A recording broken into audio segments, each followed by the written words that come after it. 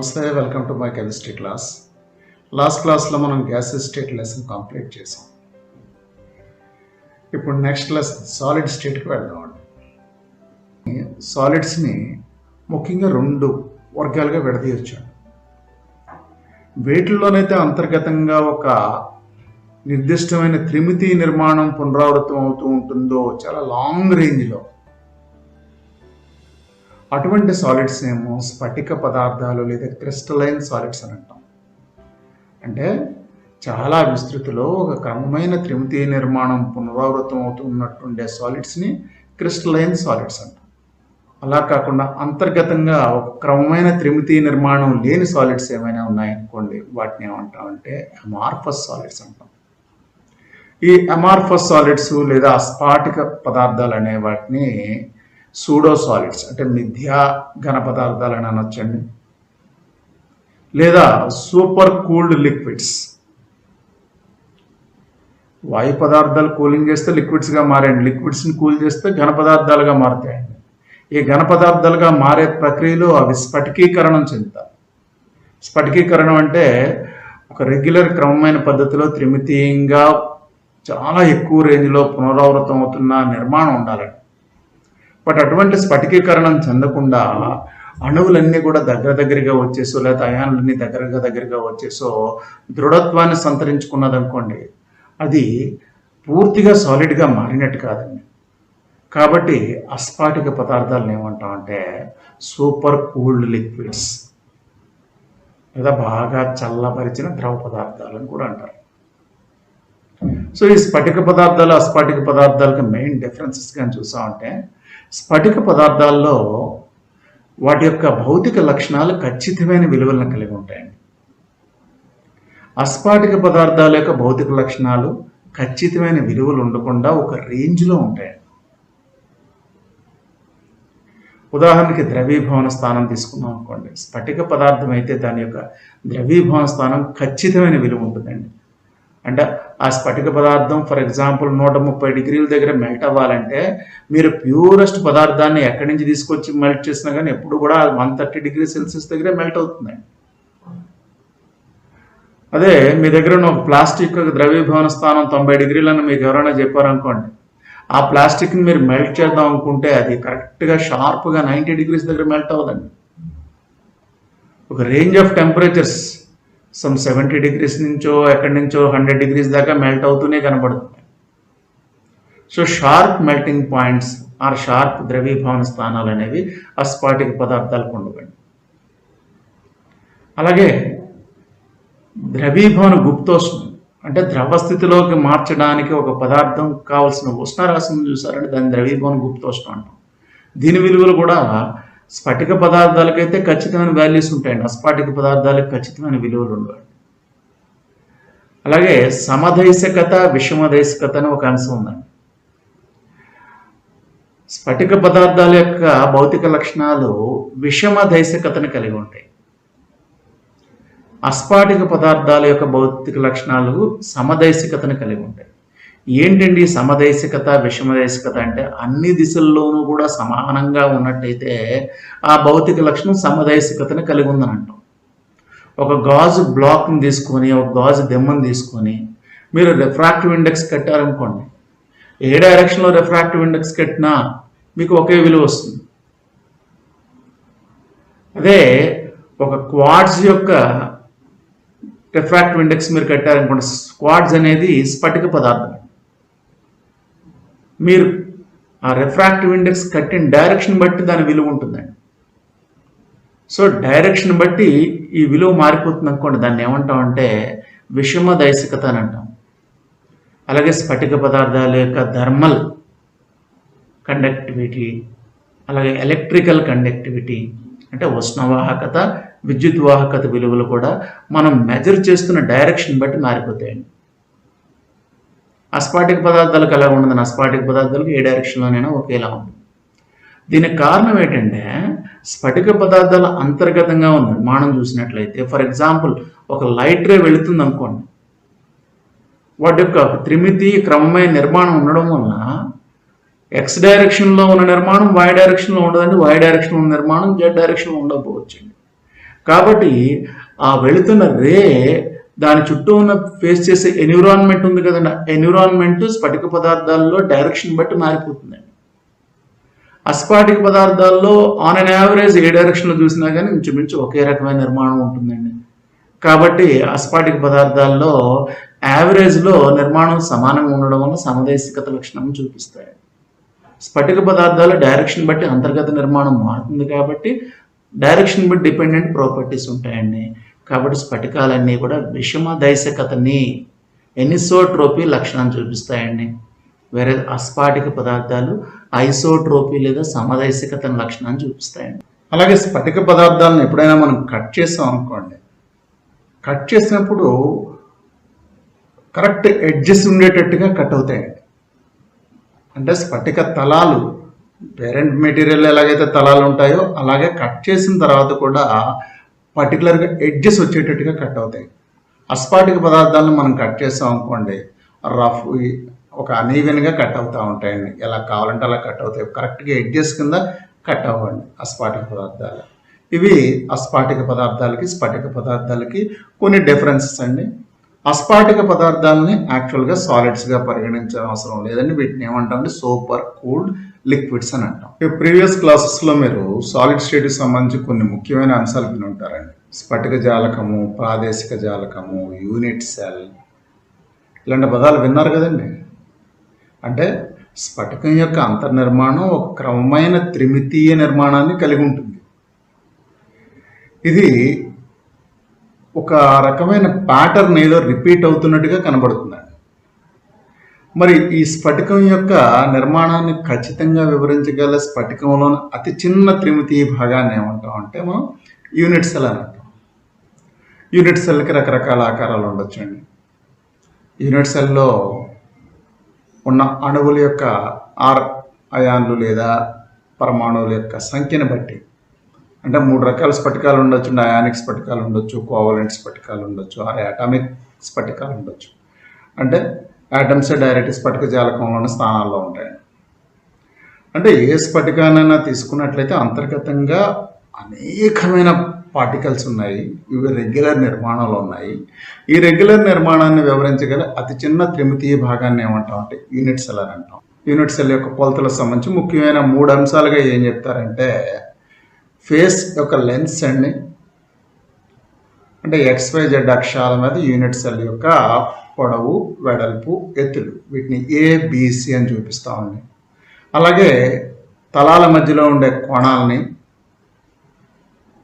Alpha, beta, గామాగా రాస్తామండి. Alpha, beta, gamma. So ఏ యూనిట్ సెల్కైనా ఒక 6 మితులు ఉన్నాయండి, 6 కొలతలు ఉన్నాయి. అవి ఏంటంటే ABC and alpha, beta, gamma. అయితే స్ఫటికాన్ని అధ్యయనం చేయడం కోసం ఒక 3 ఇంపార్టెంట్ ప్రిన్సిపల్స్ ఏంటంటే, ఒకటి స్టెనో కోణ స్థిరత నియమం అండి. ఏంటండి? స్టెనో కోణ స్థిరత నియమం, law of constancy of interfacial angles అండి. రెండోది హాయ్ అంతర్ఖండన యుక్తత నియమము, హాయ్ అంతర్ఖండన యుక్తత నియమము, లా ఆఫ్ రేషనల్ ఇండిసెస్ అని అంటామండి. మూడవది సౌష్ఠవ అంశాల స్థిరత నియమం, law of constancy of symmetry. So క్రిస్టలోగ్రఫీలో ఈ 3 కూడా చాలా ఇంపార్టెంట్ లాస్. మొదటిది స్టెనో కోణ స్థిరత నియమం అసలు ఏం చెప్తుంది? ఏ స్ఫటికాన్ని తీసుకున్నా కానీ ఎక్స్టర్నల్గా ఆర్ ఇంటర్నల్గా దానికి స్పష్టమైన తలాలు ఉంటాయండి. అంటే ఇంటర్నల్ అరేంజ్మెంట్ రిపీట్ అవ్వడం వలన మనకి స్ఫటికం యొక్క ఉపరితలం మీద కూడా ఖచ్చితమైన తలాలు ఏర్పడుతూ ఉంటాయండి. ఈ తలాలు స్ఫటికం ఏర్పడుతున్న పరిస్థితులను బట్టి ఈ తలాల యొక్క పొడవులు, వెడల్పులు మారొచ్చండి. బట్ ఆ తలాల మధ్యలో ఉండే కోణాలు మాత్రం ఎల్లప్పుడూ స్థిరంగా ఉంటాయండి. స్ఫటికం ఏర్పడే పరిస్థితులను బట్టి తలముల యొక్క పొడవులు మారినప్పటికీ స్ఫటిక తలాల మధ్య కోణాలు ఎల్లప్పుడూ స్థిరంగా ఉంటాయి. అంటే ఒక స్ఫటికానికి సంబంధించి ఆ స్ఫటికం ఏర్పడే పరిస్థితులను బట్టి తలాల యొక్క పొడవులు మారినప్పటికీ కూడా తలాల మధ్య కోణాలు ఎల్లప్పుడూ స్థిరంగా ఉంటాయని చెప్పేది ఏంటంటే స్టెనో కోణ స్థిరత నియమం అనేది. స్టెనో కోణ స్థిరత నియమం అని ఎలా కూడా చెప్పుకోవచ్చండి. ఒక స్ఫటికం ఏర్పడే పరిస్థితులను బట్టి తలాల యొక్క పొడవులు మారినప్పటికీ కూడా రెండు అనురూప తలాల మధ్యలో ఉండే కోణాల యొక్క విలువలు ఎల్లప్పుడూ స్థిరంగా ఉంటాయి. క్రిస్టలోగ్రఫీ క్లాస్లో సెకండ్ లా ఏంటంటే అంతఃఖండనాల గురించి సంబంధించిందండి. ఏంటండి అంతఃఖండనాలు? యాక్చువల్గా ఏ స్ఫటికమైనా తీసుకున్నాం అనుకోండి, ఒక యూనిట్ సెల్ తీసుకుంటే ఫర్ ఎగ్జాంపుల్ ఇది ఒక యూనిట్ సెల్ అండి, సేమ్ అలాంటిదే ఇది కూడా ఒక యూనిట్ సెల్ అండి.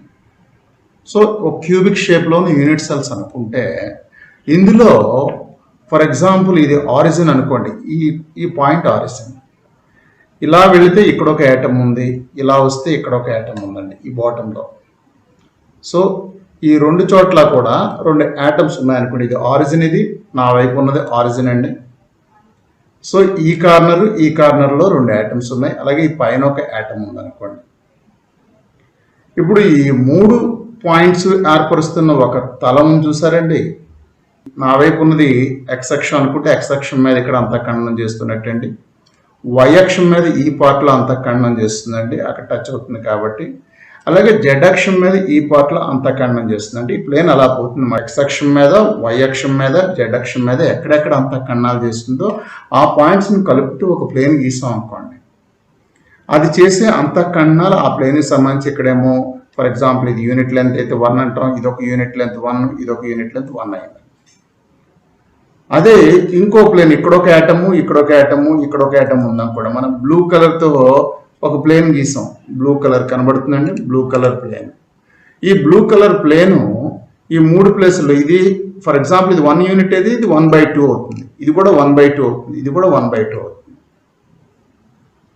సో యూనిట్ సెల్ పొడవుకి సమానంగా ఉన్న దీన్ని ఏంటంటే యూనిట్ లెంత్లో ఉండే ప్లేన్ అంటున్నాం, యూనిట్ ప్లేన్. మరి ఈ ప్లేన్ ఎంత ఉందండి అంటే ఇది హాఫ్ ఉంది. సో దీనికి రేషియో ఏంటండి అంటే ఇక్కడ ఈ లెంత్లో ఇది 1/2, ఈ లెంత్లో ఇది 1/2, ఈ లెంత్లో ఇది 1/2. వివిధ పాయింట్స్లో యాటమ్స్ ఉన్నప్పుడు ఆ యాటమ్స్ అన్నీ కలిపి ఏర్పరుస్తున్న ప్లేన్స్ని కానీ మనం XYZ అక్షాలను వచ్చేసి అంతఃఖండనాలు చూసాం అనుకోండి. చూస్తే ఈ యూనిట్ ప్లేన్కి ఇవి సమ్ రేషనల్ మల్టిపుల్స్గా ఉంటాయండి. ఎలా అండి? Some rational multiples, rational numbers మల్టిపుల్గా ఉండేటట్టు. ఇదేమో హాఫ్ మల్టిప్లై చేసామండి, ఇక్కడ హాఫ్ మల్టిప్లై చేసాం, ఇక్కడ హాఫ్ మల్టిప్లై చేసాం. అలాగే ఈ పర్టికులర్ ప్లేన్ తీసుకున్నాం అనుకోండి, ఈ పర్టికులర్ ప్లేన్ యూనిట్ ప్లేన్ అన్నాం. అలాగే ఇదేమో యాక్చువల్గా ఈ ప్లేన్కి నేమింగ్ ఉంటుందంటే నెక్స్ట్ క్లాస్లో చెప్పుకుంటాం. ఈ పర్టికులర్ ప్లేన్ ఏమో మనం 2-2 ప్లేన్ అంటాం, ఇదేమో 1-1-1 ప్లేన్ అండి. ఇది వచ్చేసరికి 2-0-0 ప్లేన్ అండి. ఈ ఎల్లో కలర్లో కనబడుతున్న ప్లేన్ ఏంటంటే 2-0-0 ప్లేన్ అండి. సో ఇలా డిఫరెంట్ ప్లేన్స్ అంటే తలాలు స్ఫటికంలో ఎక్స్ అక్షం, వై అక్షం, జెడ్ అక్షాలని లేదా ఏదో ఒక అక్షాన్ని అంతఃఖండనం చేస్తూ ఉండే కొన్ని తలాలు ఉంటాయండి. ఈ తలాలు చేసే అంతఃఖండనాల విలువలతోటే మనం ఆ తలాలకు పేర్లు చెప్తా ఉంటాండి. ఇవి చాలా ఇంపార్టెంట్. బ్రాగ్ సమీకరణంతో మీరు రెండు స్ఫటిక తలాల మధ్యలో ఉండే దూరాన్ని కనుక్కుంటారు, డి అని. దాని ద్వారా స్ఫటిక నిర్మాణాన్ని అధ్యయనం చేస్తారండి. సో ఈ పర్టికులర్ తలాలు చేసే అంతఃఖండనాల విలువలు కూడా స్ఫటికం ఏర్పడే పరిస్థితులు బట్టి మారకుండా ఎల్లప్పుడూ స్థిరంగా ఉంటుంది. సో అంతఃఖండన యుక్తత నియమాన్ని ఫస్ట్ స్టేట్మెంట్ కింద ఎలా చెప్పొచ్చు అంటే ఒక స్ఫటిక తలం యొక్క అంతఃఖండనాల విలువలు స్ఫటికం ఏర్పడే పరిస్థితులు బట్టి మారకుండా ఎల్లప్పుడూ స్థిరంగా ఉంటుంది. ఇక రెండోది ఏమని చెప్పొచ్చు అంటే వివిధ స్ఫటిక తలాలు ఒకదానితో ఒకటి పోల్చినప్పుడు చేసే అంతఃఖండనాల విలువలు యూనిట్ ప్లేన్ యొక్క అంతఃఖండనాల విలువలకి సమ్ రేషనల్ మల్టిపుల్స్గా ఉంటాయి అని కూడా చెప్పొచ్చండి. సో ఈ రెండు రకాలుగా అంతఃఖండన యుక్తత నియమాన్ని చెప్పొచ్చండి. సో స్ఫటికం యొక్క సైజులు మారినా కానీ అంతఃఖండనాలు చేసే విలువలు ఎప్పుడూ మారవండి, స్థిరంగా ఉంటాయి. అలాగే యూనిట్ ప్లేన్తో మిగతా ప్లేన్స్ పోల్చినప్పుడు యూనిట్ ప్లేన్ యొక్క విలువలకి రేషనల్ మల్టిపుల్స్గా మిగతా వాటి యొక్క అంతఃఖండాల విలువలను చెప్పొచ్చండి. ఈ రకంగా స్ఫటికాలకు సంబంధించి అంతఃఖండన యుక్తతా నియమాన్ని ఎక్స్ప్రెస్ చేయొచ్చు. Law of rational indices. ఇక మూడో నియమం ఏంటంటే సౌష్ఠవ అంశాల స్థిరతా నియమం. అంటే ఒక స్ఫటికానికి తీసుకుంటే ఒక పదార్థం యొక్క స్ఫటికాలు తీసుకుంటే ఆ స్ఫటికాల ఆకృతిలో చిన్న చిన్న తేడాలు ఉన్నప్పటికీ కూడా వాటిలో ఉండే సౌష్ఠవ అంశాల యొక్క పరిమాణం మాత్రం సౌష్ఠవాంశాలు మాత్రం ఎప్పుడూ స్థిరంగా ఉంటాయి. ఒక క్యూబిక్ స్ఫటికానికి 23 సౌష్ఠవాంశాలు ఉంటాయండి. పరిమాణం మారినప్పటికీ కూడా ఆ స్ఫటికానికి 23 సౌష్ఠవాంశాలను మనం అబ్జర్వ్ చేయొచ్చండి. ఏంటండి 23 సౌష్ఠవాంశాలు? యాక్చువల్గా వీటిని 3 ముఖ్యమైన భాగాలకు విభజించండి. అవేంటంటే plane of symmetry. A plane can divide this cube into 2 halves. ఆ మధ్యలో ఉండే ఎల్లో ప్లేన్ చూసినట్లయితే ఆ ఎల్లో ప్లేన్ ఈ క్యూబ్ని 2 halves కింద డివైడ్ చేస్తుంది. అలాగే axis of symmetry. Axis of symmetry అంటే ఏంటంటే ఒక యాక్సిస్ ఆధారంగా దేని ఆధారంగా అండి ఒక యాక్సిస్ ఆధారంగా మనం రొటేట్ చేసాం అనుకోండి. రొటేట్ చేస్తే మరలా సమానమైన నిర్మాణాలు కానీ మనకు కనబడుతున్నాయి అనుకోండి. అటువంటి సౌష్ఠవాంశాన్ని ఏమంటాం అంటే యాక్సిస్ అంటామండి. ఆర్ యాక్సిస్ ఆఫ్ సిమెట్రీ అంటాం. దీన్ని ఇలా రొటేట్ చేస్తున్నామండి. రొటేట్ చేస్తుంటే సేమ్ నిర్మాణం మళ్ళీ మనకు పునరావృతం అవుతుంది.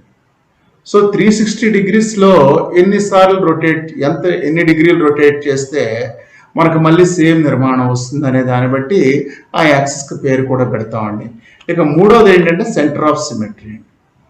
సో NaCl యొక్క స్ఫటిక అంశాలని మనం ముఖ్యంగా 3 రకాలుగా చెప్పుకున్నాం. ఏంటంటే అవి 1 plane of symmetry, 2 axis of symmetry, 3 centre of symmetry. Plane of symmetry తీసుకున్నాం అనుకోండి. What is plane of symmetry? ఎలా డిఫైన్ చేస్తాం? ఫర్ ఎగ్జాంపుల్ ఇక్కడ XYZ అక్షాల పరంగా మూడింటిని చూపించడం జరిగింది. ఇక్కడేమో ఒక యూనిట్ సెల్ని మనం పెట్టాం. ఆ యూనిట్ సెల్ ఏమో ఒక ప్లేన్ చేత సమానంగా 2 భాగాలుగా డివైడ్ చేయబడిందండి. ఇక్కడ మనకు కనబడుతున్న 3 యాక్సిస్లో ఈ రెడ్ కలర్లో ఉన్నది ఏంటంటే X యాక్సిస్, ఈ బ్లూ కలర్లో ఉన్నదేమో Y యాక్సిస్, ఆ బ్లాక్ కలర్లో చూపిస్తుంది Z యాక్సిస్ అనుకున్నాం అనుకోండి. ఈ పర్టికులర్ ప్లేన్ XY తలానికి సమాంతరంగా ఉన్న ప్లేన్ అండి. ఈ XY తలానికి సమాంతరంగా ఉన్న ప్లేన్ ఏం చేస్తుందంటే ఈ క్యూబ్స్ని 2 రకాలుగా డివైడ్ చేస్తుంది. అదే వేరొక ప్లేన్ అనుకుందాం. ఇప్పుడు ఇది దేనికి సమాంతరంగా ఉందండి అంటే ఇది ఏ ప్లేన్ అండి? Z యాక్సిస్కి అండ్ Y యాక్సిస్కి సమాంతరంగా ఉన్న YZ ప్లేన్. ఇది కూడా క్యూబ్ని 2 సమానమైన భాగాలుగా విడగొట్టింది. అంటే ఇందాకేమో ఇలా కట్ చేసాం, ఇప్పుడేమో ఇలా కట్ చేసాం. ఇంకో రకంగా కట్ చేయొచ్చండి. ఎలా అండి? ఇలా కట్ చేయొచ్చు. ఇది ZX ప్లేన్ అండి. ఈ ZX ప్లేన్ కూడా క్యూబ్ని 2 సమాన భాగాలుగా విభజించబడుతుందండి. సో ఇలాగా 3 రకాల కార్టీజియన్ యాక్సిస్ని బేస్ చేసుకుని మనం చూసినప్పుడు 3 రకాల తలాలు వచ్చాయి. ఈ 3 తలాలు కూడా మనం ఈ క్యూబ్ సెంటర్లో వెళ్ళేటట్టుగా ప్లేన్స్ ఊహించుకున్నాం అనుకోండి. ఆటోమేటిక్గా ఈ క్యూబిక్ స్ట్రక్చర్కి 3 ప్లేన్ ఆఫ్ సిమెట్రీస్ చెప్పుకోవచ్చండి. ఇవే కాకుండా ఈ క్యూబిక్ స్ట్రక్చర్కి డయాగ్నల్ ప్లేన్స్ కూడా ఉంటాయి. ఏ ప్లేన్స్ అండి? Diagonal planes. ఈ డయాగ్నల్ ప్లేన్స్ అంటే ఏంటండి? ఈ ఆపోజిట్ ఎడ్జెస్ ఉన్నాయి కదండి. ఈ ఎడ్జ్ ఆపోజిట్ ఎడ్జెస్ అండి. చూడండి 2 ఎడ్జ్, ఈ ఎడ్జ్ నుంచి మీకు కనబడుతున్న ఈ ఎడ్జ్ నుంచి ఆపోజిట్ ఎడ్జ్, రెండో పక్క ఎడ్జ్, ఈ ఎడ్జ్కి. సో ఈ 2 ఆపోజిట్ ఎడ్జ్కి కలిపేటట్టుగా మనం ప్లేన్ గీసుకున్నాం అనుకోండి. ఏమంటాం? ఈ ప్లేన్ని డయాగ్నల్ ప్లేన్ అని అంటాం.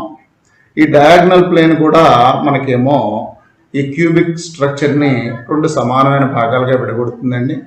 మనకి ఎడ్జెస్ నెంబర్ టోటల్గా 1 2 3 4 పైన 4 ఎడ్జెస్ ఉన్నాయండి, కింద 4 ఎడ్జెస్, 8 ఎడ్జెస్. అలాగే ఇలా వెర్టికల్గా ఉన్న ఎడ్జెస్ 4 ఎడ్జెస్ ఉన్నాయి. టోటల్ 12 ఎడ్జెస్ ఉంటాయండి.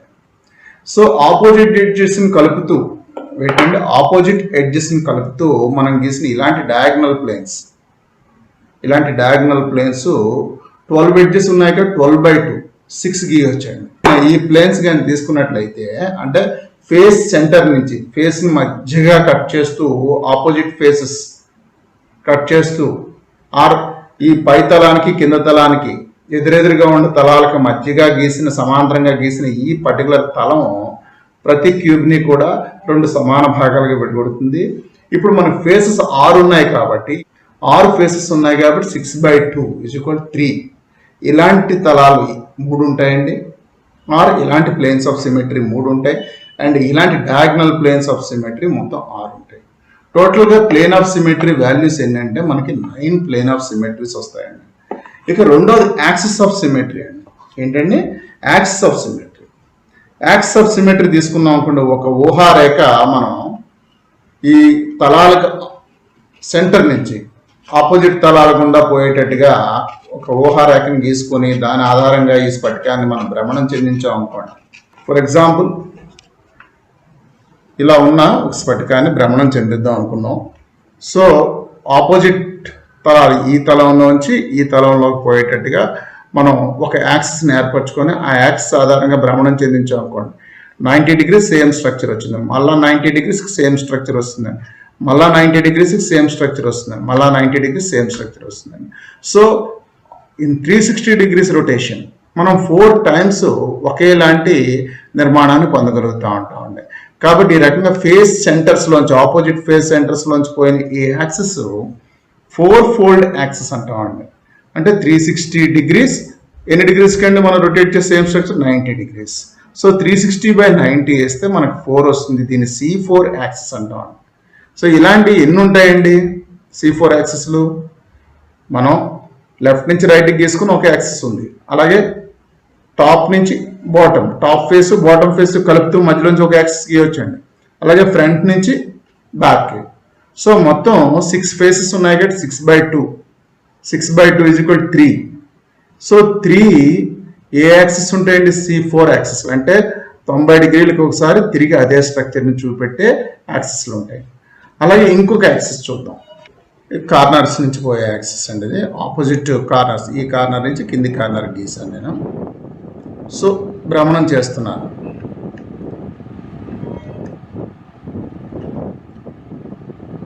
స్ట్రక్చర్ వచ్చింది కదండి, మళ్ళీ భ్రమణం చేస్తున్నాను. మళ్ళీ రెండో స్ట్రక్చర్ వచ్చింది కదండి, మళ్ళీ భ్రమణం చేస్తున్నాను. మూడో స్ట్రక్చర్ వచ్చిందండి. So out of 360 degrees rotation మనకి ఇన్ 360 degrees రొటేషన్లో మనకి 3 times, ఎన్నిసార్లు అండి? 3 times మనకు సేమ్ స్ట్రక్చర్ వస్తుంది. కాబట్టి దీన్ని ఏమంటామంటే C3 యాక్సిస్ అంటామండి. ఏమంటాం దీన్ని? C3 axis. ఇలాంటి యాక్సిస్లు C3 యాక్సిస్లు ఎన్ని ఉంటాయి? మనకు టోటల్ ఎన్ని ఫేస్లు ఉన్నాయండి, ఎన్ని కార్నర్స్ ఉన్నాయండి అంటే కార్నర్స్ ఈ పైన చూసినట్లయితే 4 కార్నర్స్, కింద చూసినట్లయితే 4 కార్నర్స్. సో 8 కార్నర్స్ ఉన్నాయండి. 8 కార్నర్స్ ఉన్నాయి. ఆపోజిట్ కార్నర్స్ కింద పోయాయి కాబట్టి 2 కార్నర్స్ ఒక్కొక్క యాక్సిస్లో ఇన్వాల్వ్ అయ్యాయి. ఒక్కొక్క యాక్సిస్లో 2 కార్నర్స్ ఇన్వాల్వ్ అయ్యాయి అంటే మనకి ఎన్ని యాక్సిస్లు వస్తాయండి అంటే 8/2 = 4 యాక్సిస్లు వస్తాయండి. సో ఎన్ని C3 యాక్సిస్లు ఉంటాయండి అంటే 4 C3 యాక్సిస్లు ఉంటాయి.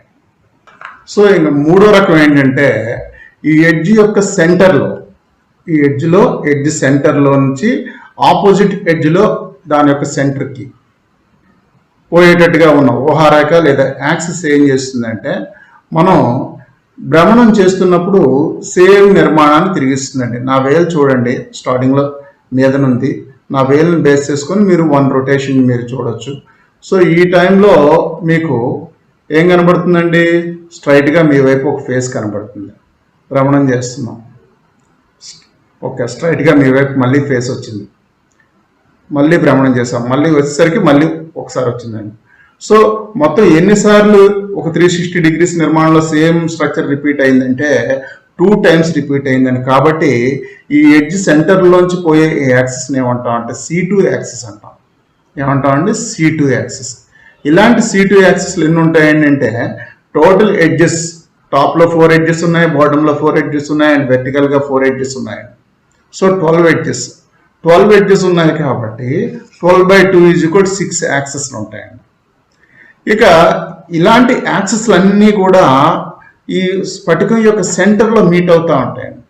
యూనిట్ సెల్ అంతరంలోని ఏదైనా ఒక బిందువు నుంచి, అంటే యూనిట్ సెల్ లోపల ఉన్న ఏదైనా ఒక బిందువు నుంచి ఒక సరళ రేఖను కానీ గీసామనుకోండి, ఈ సరళ రేఖ ఉపరితలాన్ని సమానమైన దూరాల్లో ఖండిస్తూ ఉంటే దాన్ని ఏమంటామంటే ఆ యూనిట్ సెల్ యొక్క కేంద్రము లేదా సౌష్ఠవ కేంద్రం అని అంటామండి. ఇది ఈ క్యూబిక్ స్ట్రక్చర్కి ఒకటి ఉందండి. సో టోటల్గా ఉండే మొత్తం స్ఫటికాంశాలు కానీ సౌష్ఠవాంశాలు కానీ చూసినట్లయితే, టోటల్గా ఉండే సౌష్ఠవాంశాలు కానీ చూసినట్లయితే ఏంటేటి ఉన్నాయండి? 9 ప్లేన్ ఆఫ్ సిమెట్రీస్ ఉన్నాయి. ఏంటండి? 9 ప్లేన్ ఆఫ్ సిమెట్రీస్ ఉన్నాయి. మరి యాక్సిస్ ఆఫ్ సిమెట్రీస్ అండి, C4 యాక్సిస్లేమో 3 ఉన్నాయండి, C3 యాక్సిస్లేమో 4 ఉన్నాయండి, C2 యాక్సిస్లేమో 6 ఉన్నాయండి. సో 4 + 3 + 6 13 యాక్సిస్ ఆఫ్ సిమెట్రీస్ ఉన్నాయండి. 9 ఏమో ప్లేన్ ఆఫ్ సిమెట్రీస్ ఉన్నాయండి. సో 22 ప్లస్ ఒక సెంటర్ ఆఫ్ సిమెట్రీ ఉంది. టోటల్ కలిపితే ఎన్ని సిమెట్రీ ఎలిమెంట్స్ అయ్యాయండి? 23 సిమెట్రీ ఎలిమెంట్స్. సో ఈ రకంగా క్యూబిక్ యూనిట్ సెల్ యొక్క సౌష్ఠవాంశాలను తెలపొచ్చండి. ఈ సెషన్లో మనం కొన్ని బేసిక్స్ ఏంటంటే విన్నామండి. 1 ఘన పదార్థాలు అంటే ఏంటి, 2 ఘన పదార్థాల్లో స్ఫటిక పదార్థాలు, అస్ఫాటిక పదార్థాలు, అలాగే సమదైశకత, విషమదైశకత, అలాగే కొన్ని ముఖ్యమైన క్రిస్టలోగ్రాఫిక్ లాస్, స్ఫటిక శాస్త్ర నియమాలు ఏంటండి? 1 స్టెనో కోణ స్థిరతానేము, 2 హాయ్ అంతఃఖండన యుక్తతానేము, 3 సౌష్ఠవాంశాల స్థిరతానేము. ఓకే, నెక్స్ట్ సెషన్లో వేరే టాపిక్తో కలుద్దాం. Thank you for listening.